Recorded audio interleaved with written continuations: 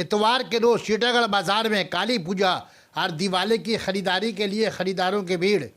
दुर्गा पूजा उत्सव के बाद कोरोना के दस्तक के बावजूद लोग दिवाली की खुशियां मनाने के लिए नए नए किस्म के कुमकुम और लाठी खरीदने के लिए निकल पड़े। इस बार दिवाली में राजस्थानी लाइटिंग का बाजार में धूम, रंग बिरंगी राजस्थानी दिए और कुमकुम दस्तयाब।